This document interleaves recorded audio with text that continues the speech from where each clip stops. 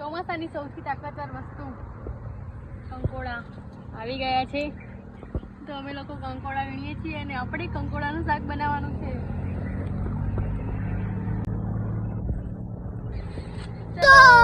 ચાલો.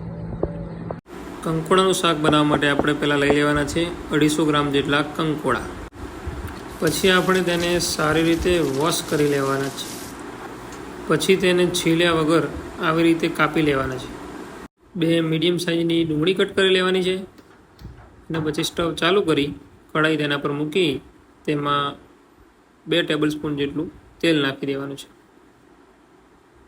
તેલ જેવું ગરમ થાય એવું જ આપણે તેમાં ડુંગળી ફ્રાય કરવા માટે મૂકી દેવાની છે.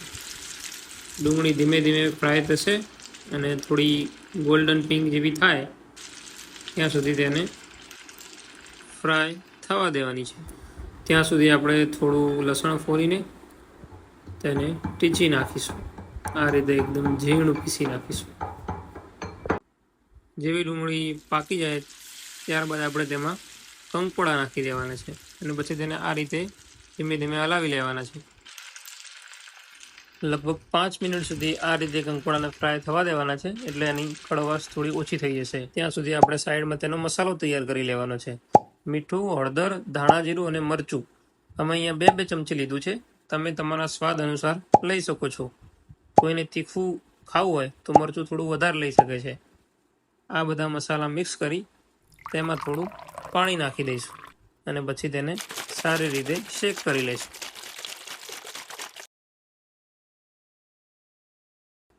મસાલો શેક થઈ જાય એટલે પછી આપણે એને સબ્જીમાં ધીમે ધીમે નાખી દઈશું. મસાલો સબ્જીમાં પૂરી રીતે મળી જાય તે માટે સારી રીતે તેને હલાવી લઈશું.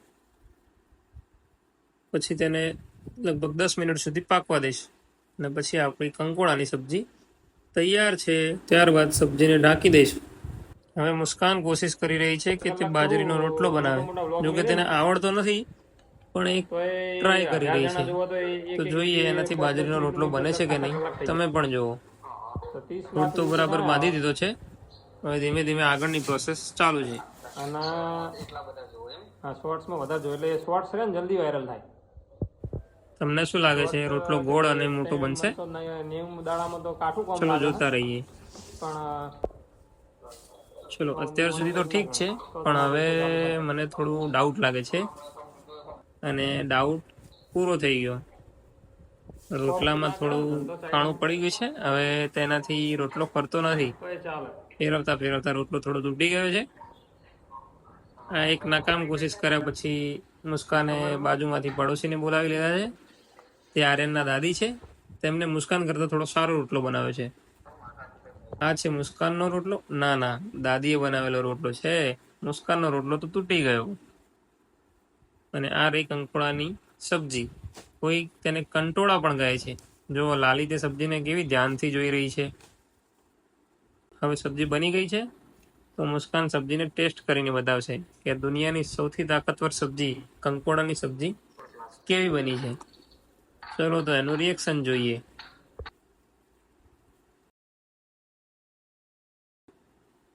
આ લીધો બાજરીનો રોટલો અને આ ગઈ સબ્જી મુસ્કાનના મોઢામાં. વાવ. વિડીયો સારું લાગ્યું હોય તો લાઈક શેર કમેન્ટ કરો. Thank you for watching our video. Channel को सब्सक्राइब करना मत भूलिए.